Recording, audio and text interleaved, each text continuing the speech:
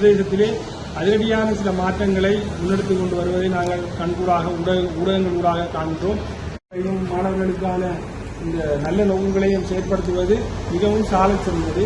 எனவே மாணவர்களுடைய சுய வாசிப்பு திறமை வளர்ப்பதற்கு இது ஒரு உந்து சக்தியாக இருக்கும் என்று நான் நினைக்கிறேன். இதற்கு உண்மையிலே போன முறை அதில் சொன்ன மாதிரி 8 பேர் நீங்கள் கேம்பஸ் போக வேண்டும். இந்த வருடம் 2 பேர் இருக்கு. அது என்ன குறைபாடு? என்ன பொறுத்தவரை நான் கொண்ட திட்டங்கள் எல்லாம் மன்மதன் நெறிப்பல் இருக்கிற இந்த காசு கொடுத்து போய் நான் இந்த கல்வி வாங்கக்கூடாது, பணம் இல்லாமல் என்னுடைய மக்களுக்கு ஏழை பணக்காரன் இல்லாமல் சரிசமனாக அந்த கல்வி செல்வம் என்பதற்காக என்னுடைய மாணவர்கள் எந்த ஆசிரியர்களை அவர்கள் சரியான முறையில் நியமிக்கிறார்களோ அந்த ஆசிரியர்களை கொண்டுதான் அந்த பாடமுறைகளை நான் கற்பிக்கிறதுக்கு.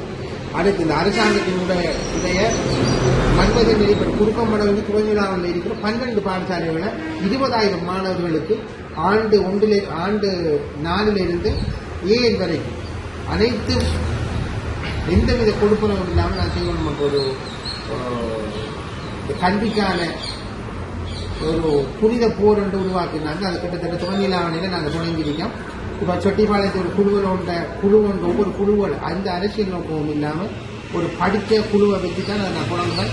என்ன பண்ணி நான் ஏற்கனவே யோசிச்சினா எங்களுடைய அதிகாரத்தான் இந்த செட்டிப்பாளையத்தில் தலைமைப்படம் வச்சு அவரை கீழே இங்கே இருக்கிற கொஞ்சம் பெயரை வச்சு தான் அதை இயங்க வைக்கணும்.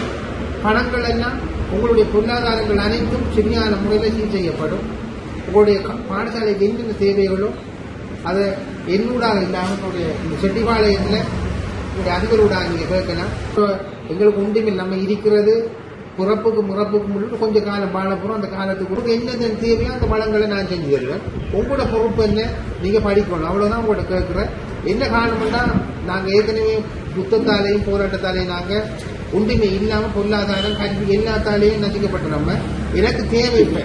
ஒவ்வொரு நிறுவனங்களுக்கு பிரதேச செயலம்னா எனக்கு தெரிஞ்ச எந்த ஊரில் இருக்கிற எனக்கு தெரிஞ்ச என்னுடைய தமிழ் ஒரு உங்களை போல ஒரு ஆள் வந்து ஒரு பிரதேச செயலாளராக ஒரு நிறுவனத்தில் ஒரு தலைமைப்படமா நீங்க இருந்தா ஒவ்வொரு நிறுவனங்களையும் உங்களை போல ஆக்கள் எங்களுடைய தமிழ் மக்கள் நிறுவனத்தின் தலைவர்களாக இருந்தால் வேலைகள் எல்லாம் ஒரு சின்ன ஒரு மாதம் செய்கிற வேலையை நாங்கள் ஒரு நாளுக்குள்ள செய்யணும்ன்றதான் எங்களோட ஆசை.